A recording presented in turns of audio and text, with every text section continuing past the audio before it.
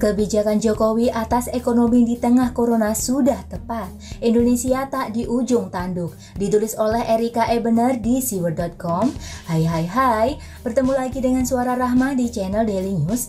Saya menentang keras tulisan kawan yang begitu tidak menghargai upaya yang dilakukan oleh pemerintah terhadap wabah yang sedang melanda Indonesia. Alih-alih memberikan solusi, dia malah menyalahkan para pembisik Jokowi. Kan lucu, dia pikir para pembisik Jokowi itu manusia-manusia tanpa otak, ilmu, dan pengalaman.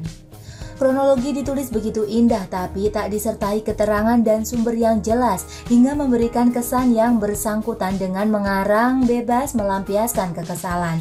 Apalagi kemudian dari 1000 kata yang dia rangkai ada terselip isu terkait digelontorkannya dana sebesar 72 miliar oleh presiden yang diberikan pada para influencer lengkap dengan apa yang ditulis oleh para penerima dana. Saya jadi bertanya, apa sebenarnya masalah dia? Iri karena tidak menjadi bagian dari daftar penerimaan anggaran 72 miliar sampai mengecam kepala negara begitu tajam. WHO setiap hari menginformasikan perkembangan situasi dunia atas corona. Dan untuk laporan situasi per hari ini, negara-negara tetangga seperti Jepang, Korea, Malaysia, dan Thailand memiliki jumlah kasus di atas kasus yang ada di Indonesia. Vietnam yang katanya sudah terlepas dari wabah corona, berdasarkan pemantauan dari data WHO per hari ini, tercatat memiliki 153 kasus dan 12 kasus baru per hari ini. Dan Papua New Guinea tetap memegang rekor dengan hanya 1 kasus corona, 0 penambahan kasus, 0 kematian, dan 0 penambahan kematian. Rasanya tidak salah jika kemudian di awal-awal pemerintah Indonesia pun berkeyakinan bahwa kondisi tropis Indonesia tak akan membuat virus corona berani mampir kemari. Karena fakta bahwa hingga hari ini Papua New Guinea yang berbatasan dengan tanah Papua tercatat hanya punya 1 kasus corona.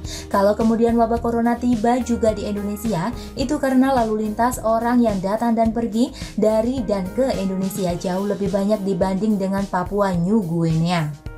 Terbayangkah oleh kalian berapa banyak orang lalu lintas datang dan pergi di bandara seluruh Indonesia? Di Bandara Ngurah Rai saja dalam sehari bisa mencapai 35.000 lebih orang yang datang dan pergi.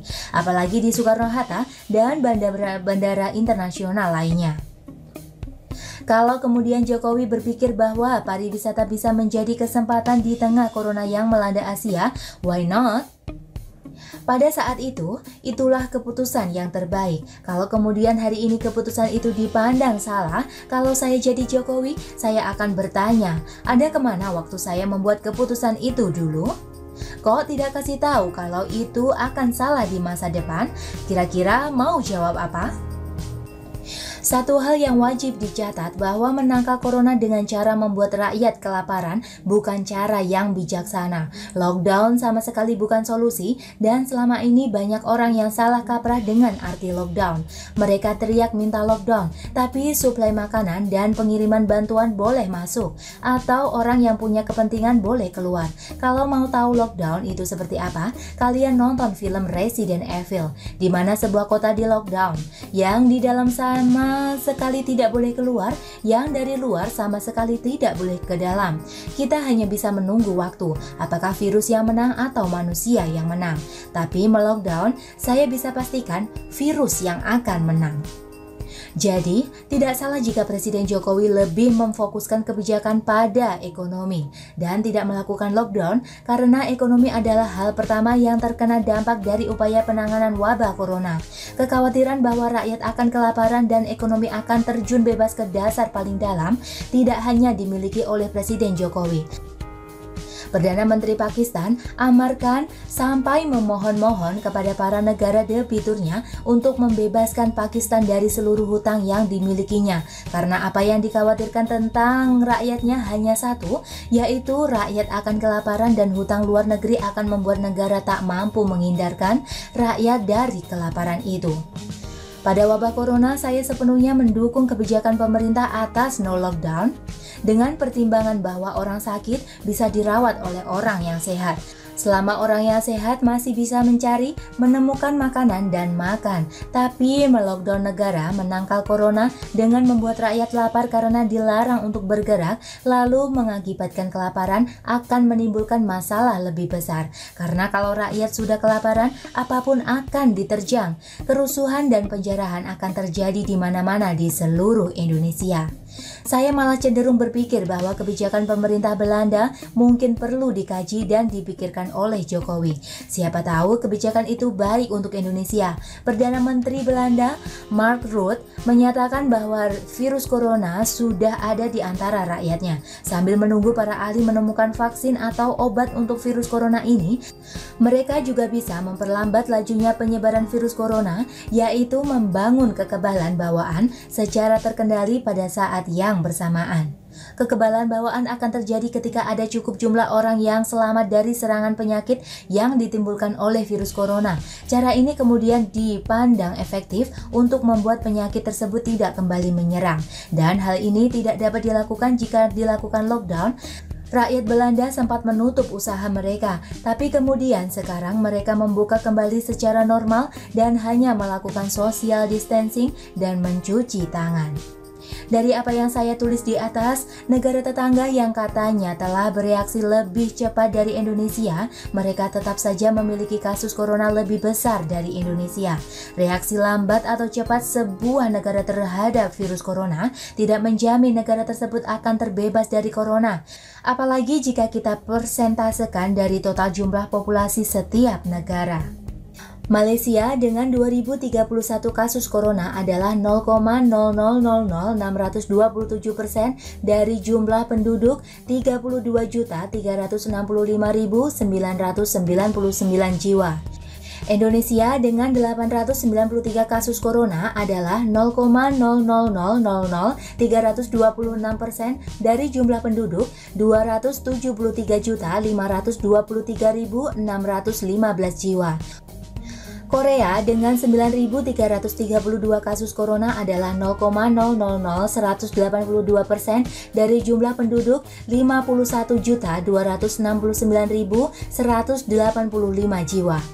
Anehnya, segelintir rakyat Indonesia yang hidup dalam delusi selalu berpikir bahwa Indonesia akan menjadi seperti Italia atas wabah virus corona. Angka kematian yang tinggi di Indonesia itu harus kita lihat dari kondisi si pasien sebelumnya. Karena dari awal pun sudah diberitahukan kalau seseorang itu berusia lanjut atau memiliki penyakit bawaan, maka mereka akan menjadi kalangan yang rentan terhadap virus corona. Saya jadi ingat waktu bicara dengan kakak pembina yang mengabarkan bahwa saya akan melakukan tes corona. Yang pertama kali ditanyakan oleh si kakak pembina adalah, "Mbak, memang punya penyakit bawaan?" So, please deh, dalam situasi seperti sekarang ini kita wajib dan harus percaya pada pemerintah, mendukung dan menghargai segala upaya sekecil apapun yang telah dilakukannya. Nyinyiran apalagi ngoceh soal masa lalu sudah tidak berguna karena virus corona adalah wabah nyata di depan mata. Kalau kalian kena virus corona, amit-amit jabang bayi, apa kalian hanya akan ngeributin siapa yang sudah menulari kalian atau mengingat-ingat kalian sudah melakukan apa hingga terkena virus corona? Kan tidak, kalian pasti akan ke dokter, berobat hingga sembuh. Setelah sembuh baru mengingat-ingat kenapa kalian bisa kena virus corona. Tapi jangan salah, di Indonesia rakyat punya pilihan, mau percaya pada pemerintah atau percaya pada kelompok 212 yang kemarin menolak peniadaan sholat Jumat di masjid-masjid dan menyatakan bahwa mati karena virus corona adalah mati syahid. Dan kalau saya disuruh memilih, mending melihat orang yang delusi atau melihat orang yang sok merasa lebih pintar dari negara. Saya lebih memilih untuk melihat dan menonton orang-orang yang delusi karena kelakuan mereka bisa bikin kita tertawa. Tapi orang yang sok merasa lebih pintar dari negara lama-lama jadi suka berlaku maha tahu. Dan itu nyebelin. Dan bagaimana menurut Anda teman-teman? Silahkan tulis komentar di bawah. Jangan lupa like, subscribe, dan share ke media sosial Anda ya. Artikel ini bisa dilihat secara lengkap di halaman siward.com. Terima kasih sudah menyaksikan channel Daily News hari ini.